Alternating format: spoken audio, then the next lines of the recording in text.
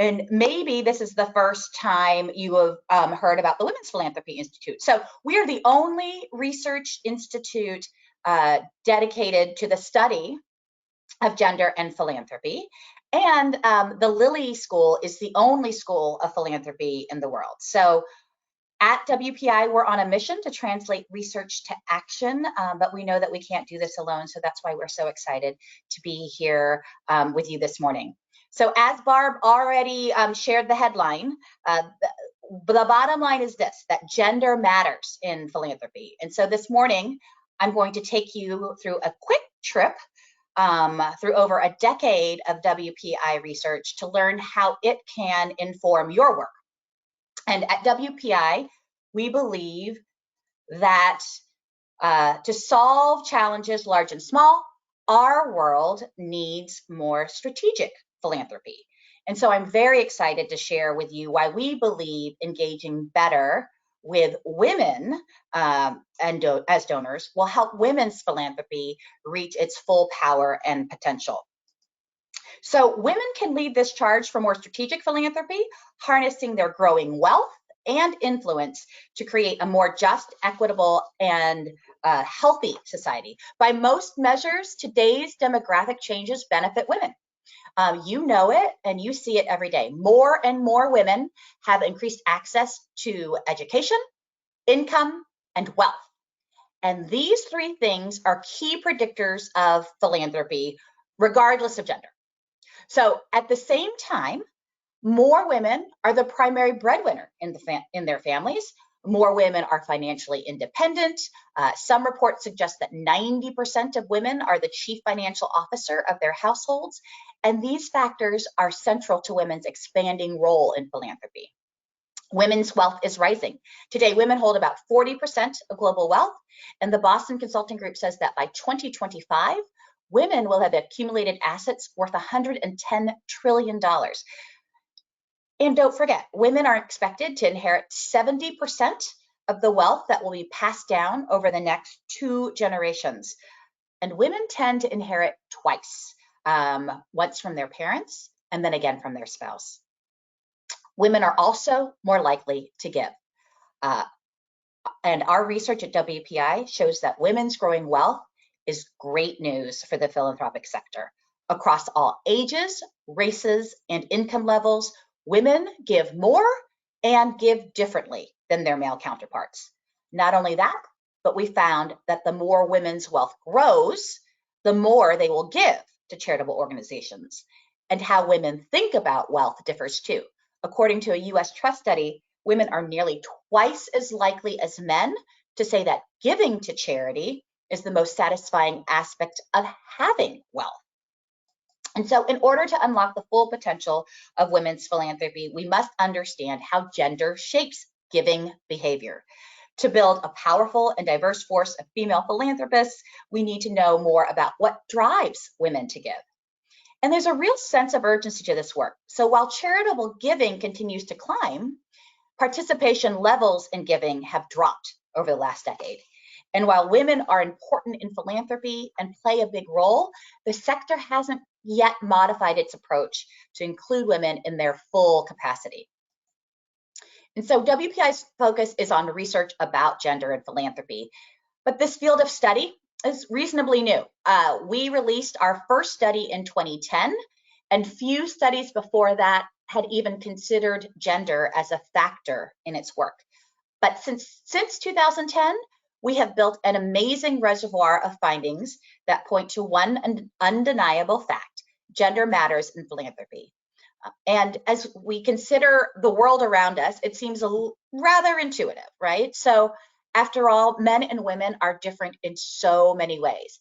If we just look at the field of fundraising, it was created in the 1960s, a time when men, predominantly white men, were presumed to be the primary donor.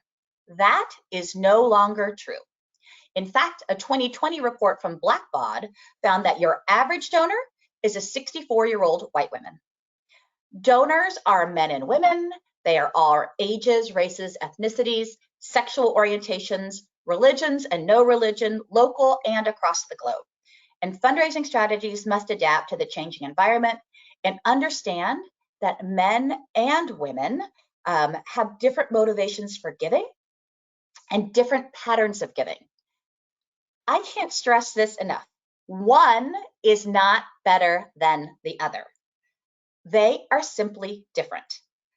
And women are driving philanthropy today in bold ways at the grassroots level, in corporate boardrooms, as individual philanthropists, in giving circles, and also as leaders in not-for-profits.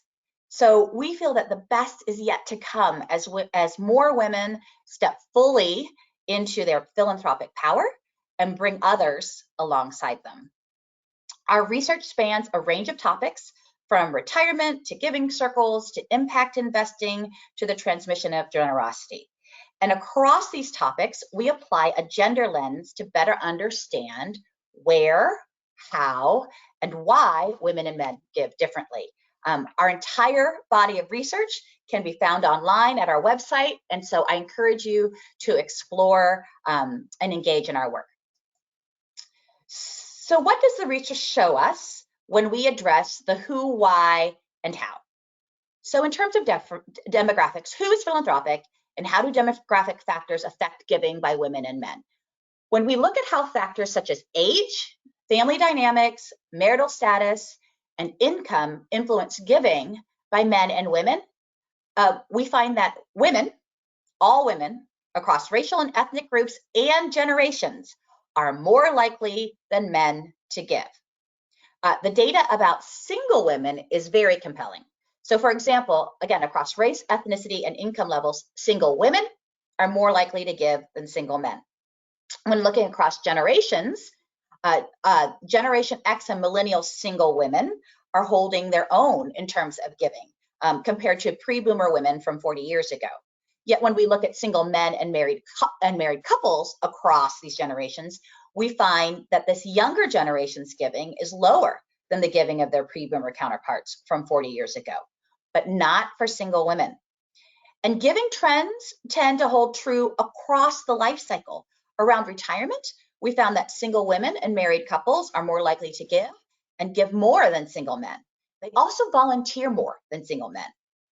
When we think about marriage, marriage affects giving in positive ways. We know that being married increases both the likelihood and the amount of giving. And marriage is good for charitable giving. Married and cohabitating couples tend to give more to charity than single men or single women.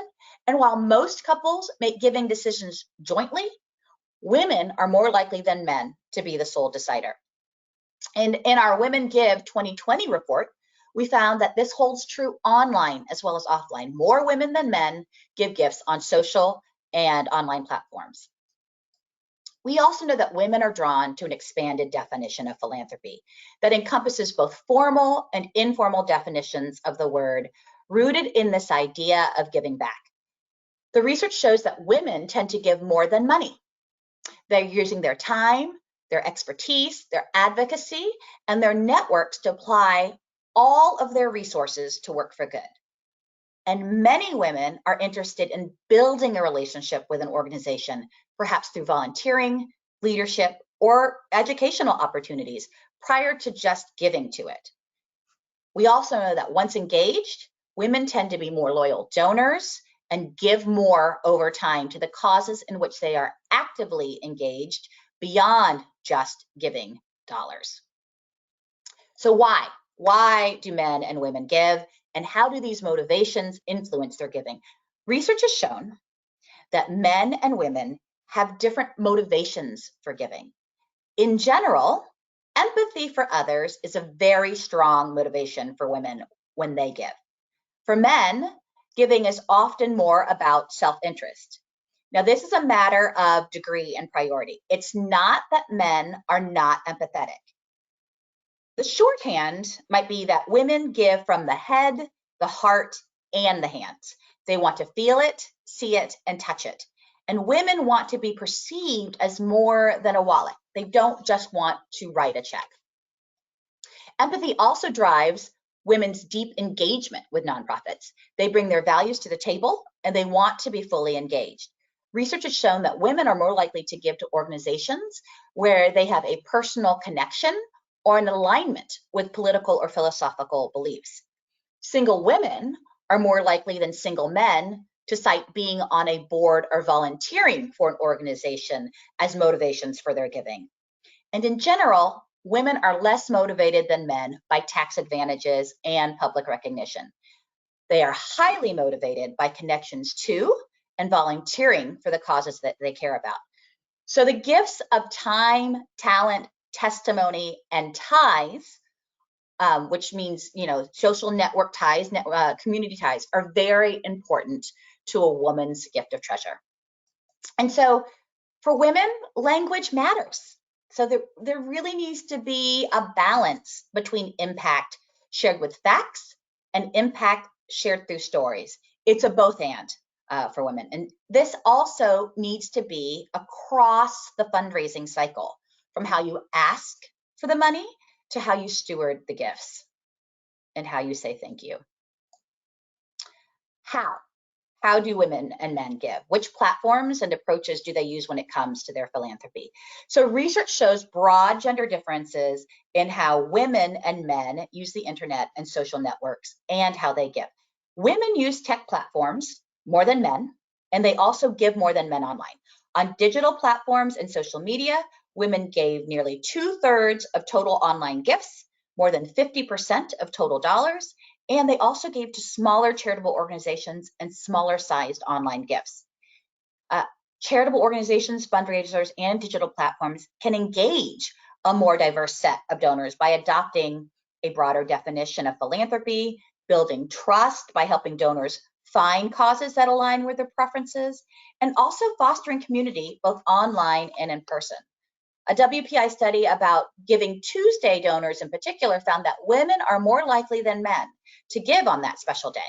And so while giving goes up sharply for both men and women on Giving Tuesday, and that they actually give approximately equal amounts, because women's greater participation is higher, it means that greater total donations from women, right? The other piece to this is women like to give together. So we've seen an exponential growth of giving circles over the past 10 years, and women continue to comprise the majority of collective giving network members. About 70% of all giving circles report that women make up more than half their membership. And giving circles are a force to be reckoned with in philanthropy. Our latest study on giving circles was the first landscape scan in 10 years, and that study found that the number of giving circles in the United States tripled in 10 years from 2007 to 2017. They have allocated almost $1.3 billion to local communities over the past 35 years, and women are still a majority of giving circle members. But there's a real growth in the diversity of that ecosystem, with LGBTQ+, men only, Jewish, African American, Asian American, and Latinx groups forming daily. And so this growth of the Giving Circle movement has provided countless opportunity for women in philanthropy. Women have stepped fully into leadership roles, they've learned about their communities, and they've engaged deeply with nonprofits, and in some cases have even influenced public policy. And a study that examined Giving Circle members showed that these women tap their social networks more strategically for philanthropic advice, and their philanthropic networks are even more diverse. Furthermore, that study affirmed that Giving Circle members give more strategically and proactively, give to a wider array of organizations and causes, and are more likely to engage in civic activity. So where do women and men give?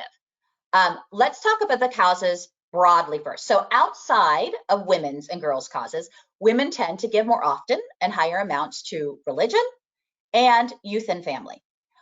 When women give collectively, they also tend to focus on women and girls and education.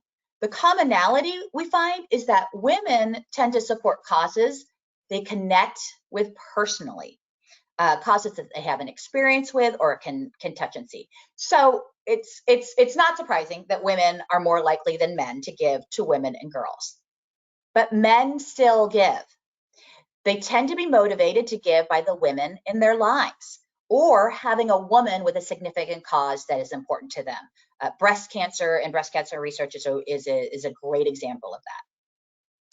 And what we found from one of our studies is that if you care about women's and girls' causes, it's very important to increase support because rising levels of giving matters. In a study we did on social norms, we learned that when men perceive that other men and women are donating to these causes, they are more likely to donate. People are paying attention and following each other's examples. And prominent women philanthropists like Melinda French Gates reveal a new era in women's philanthropy, where women are purposefully adopting platforms to leverage their philanthropy and exert influence on others. And Melinda French Gates and others are very deliberate and intentional about a focus on giving to women and girls because there is room to grow.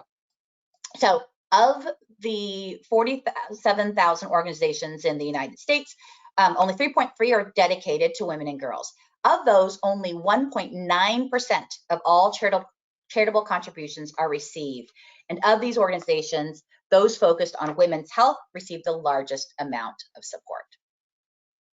And so I know I was just going to cover some of the who, why, how, and where in gender philanthropy, but I'm going to throw in a bit of research about the so what, the outcomes. What difference does giving make?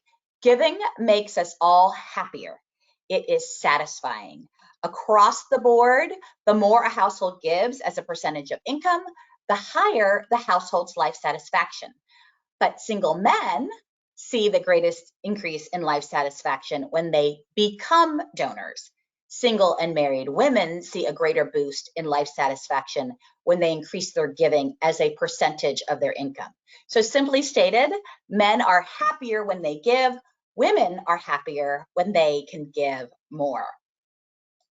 So as you think about your work and how to better engage women, here are some suggestions from our research for you to be more fully engaged and strategic. Ask her.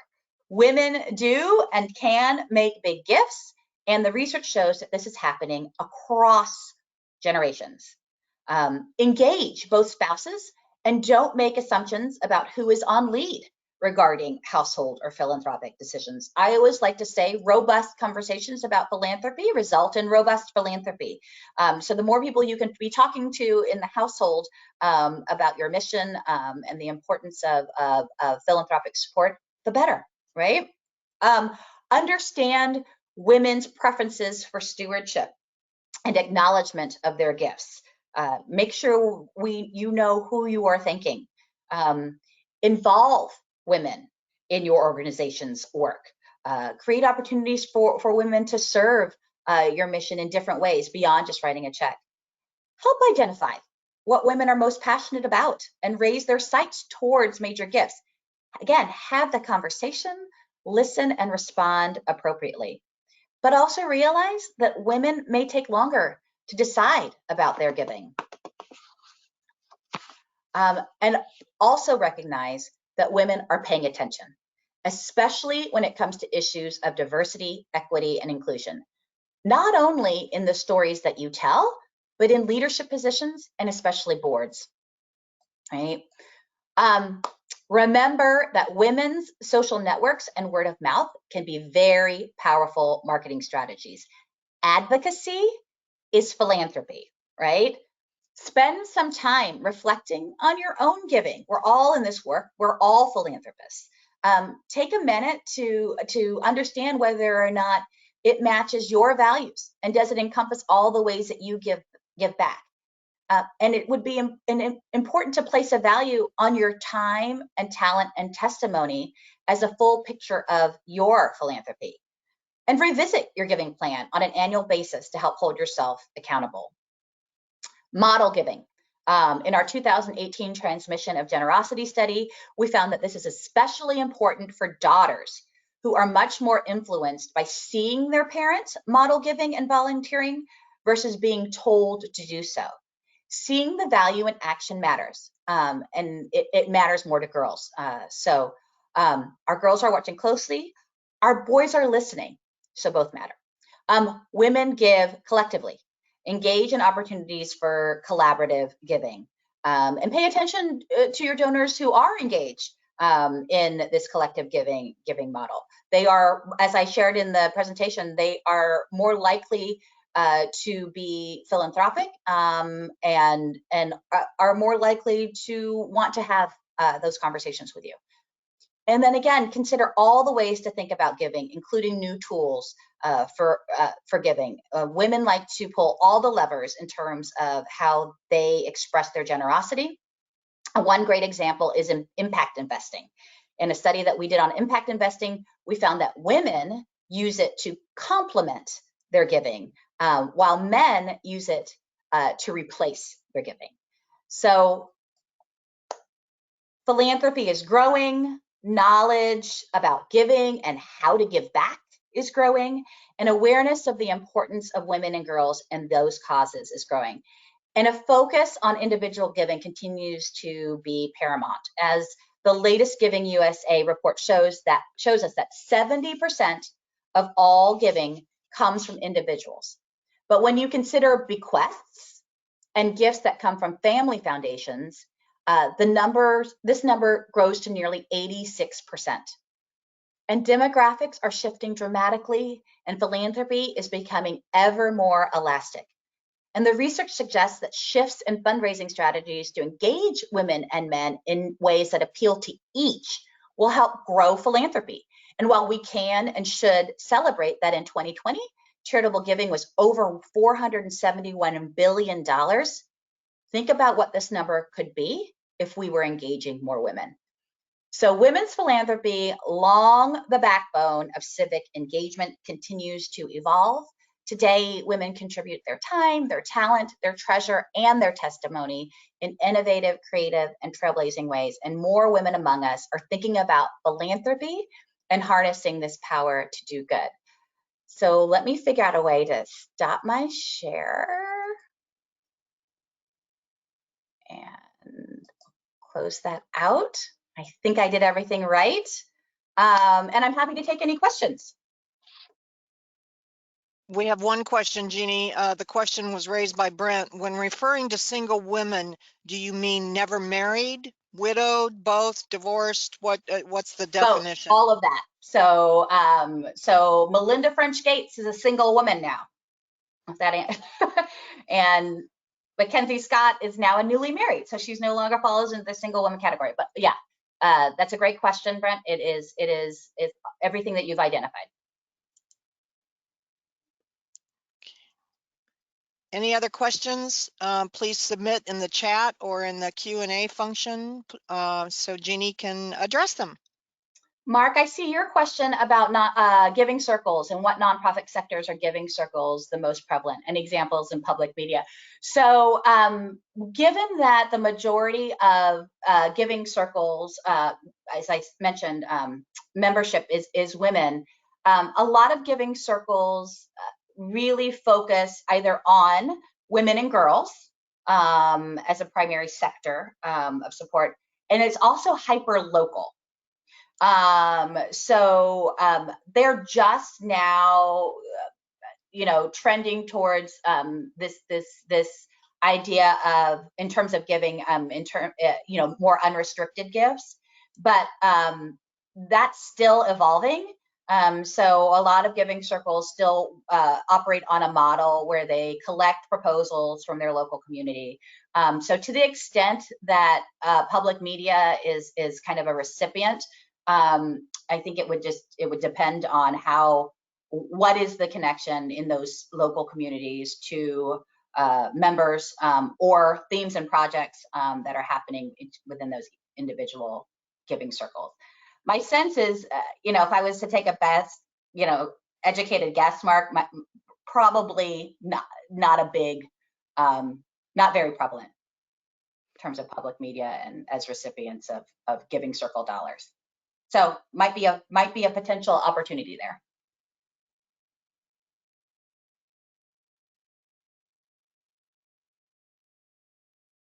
Are circles created organically by givers, or can it be facilitated by a public media station? So absolutely. So there are quite a few examples, in particular in the higher ed space, of organizations creating giving circles and women's giving collectives that support their organization. I know that a lot of giving circles are sponsored by community foundations. So they create a collective, but yeah, there are some good models out there that can be adapted by public media stations for using a higher ed model, using a hospital guild model. I mean, this has been happening for long before we started studying it. And guilds are a great example of that, women's guilds. A great book and resource, if you're interested, is Kathleen Lair's book, Gender Matters in Philanthropy. And you can find it, don't look it up on Amazon. You'll get sticker shock if you have a colleague or a friend that can access, I think everyone can access the CASE, CASE, Council of Association for Supportive Education. If you go to their website, it's in their bookshop. And it's much cheaper there than on Amazon. So it's called Kathleen Lair, Loehr, Gender Matters in Philanthropy. And you can also find her on her website, KathleenLair.com. And she has some great tips and principles on how to start a women's giving collective, or certainly how to more strategically and more structurally bring in women into your fundraising programs. And maybe I can type that in. I don't know that I can just send a chat, but I'll make sure Barbara has that email address. And I think on the other side of this, Greg Gitsy just asked, how do we identify giving circles? So I think in terms of finding giving circles that would be interested in giving to public media is the question. Right. Well, and also, public media is local, right? So, I don't know that you would have to identify that as a specific giving area for giving circles. You just need to kind of do a little research to see what giving circles exist in your area. And a good start might be just calling up the local community foundation to see if they know. Or a Google search. A lot of them are either come under the umbrella called Impact 100. That's a big giving circle, right. That's nationwide. So, but yeah, I think there's a great case to be made for public media. You are the local source, and there may be some specific programming that you think that giving circles or programs, even if a giving circle is focused on women and girls. I mean, there's all kinds of, we had this conversation with the last time I spoke with IPBS leadership about, especially in the family programming, that all for women, that's under the same umbrella. We say women's and girls causes, but anything that's kind of family related is something that they're going to be interested in. Okay, any more questions for Jeannie?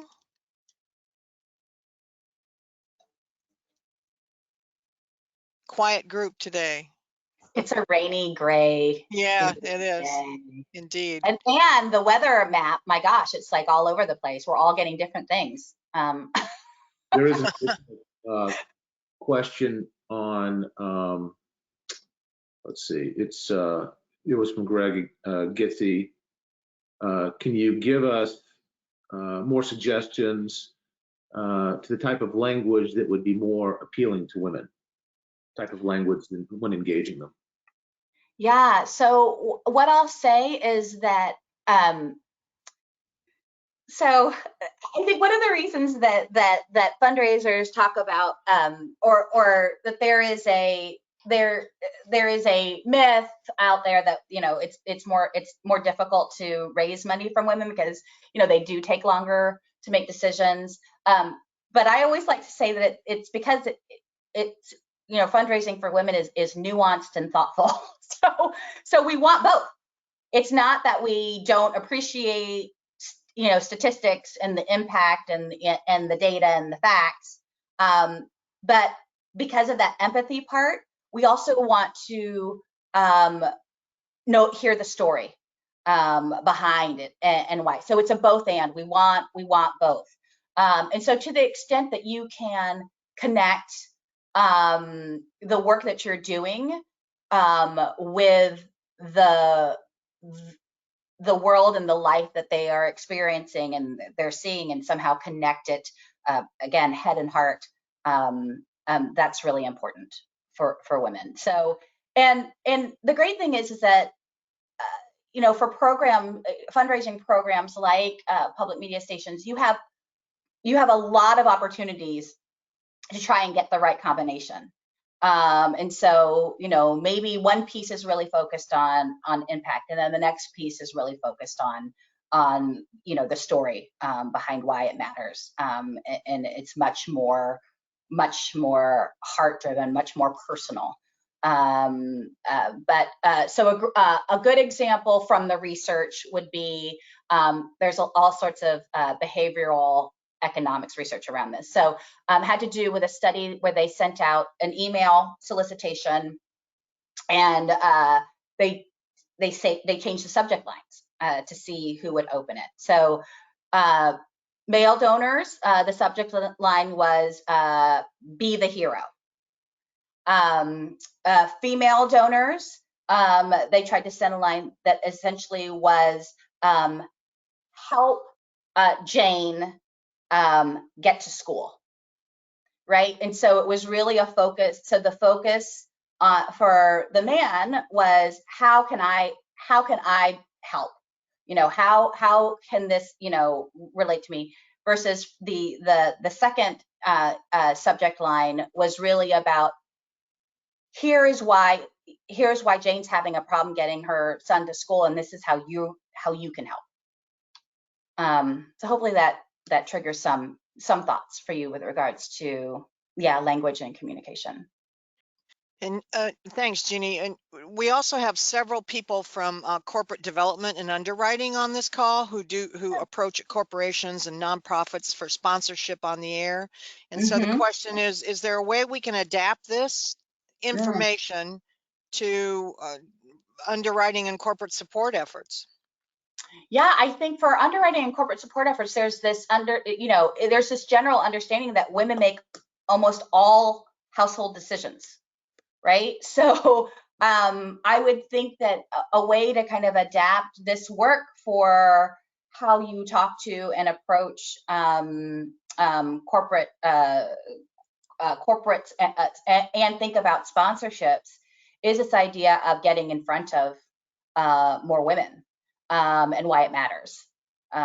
So one of the things that's really great in terms of one of the principles that you'll find in Kathleen Lair's work is this idea of really understanding the data. So taking a look at your viewership so that you have that data around women, and then also in your donor base for our more traditional, individual fundraisers.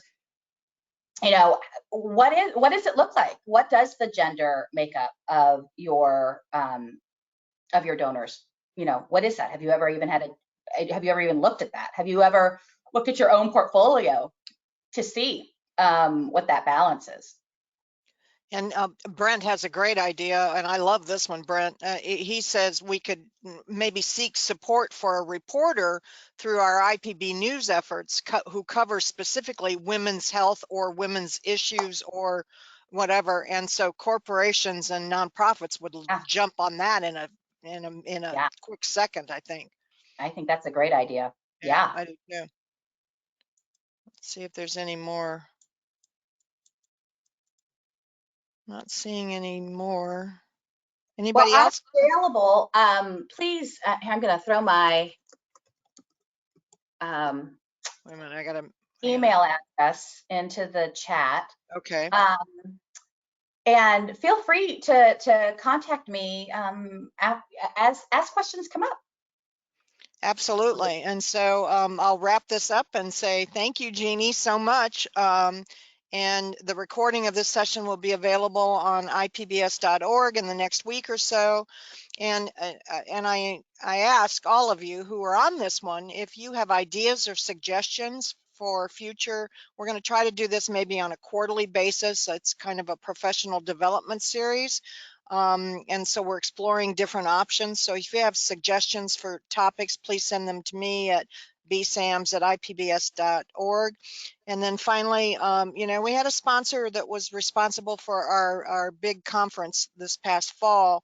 And I want to thank them again because they make this one possible too. TAF Law, DWD, CPAs, and Spectra Rep. So thank you all for attending, and please get in touch with Jeannie for questions and support her efforts on behalf of philanthropy and giving. So that concludes today's session. Thank you, Jeannie. Thank you, Barb. Thank you, everyone. Have a great day.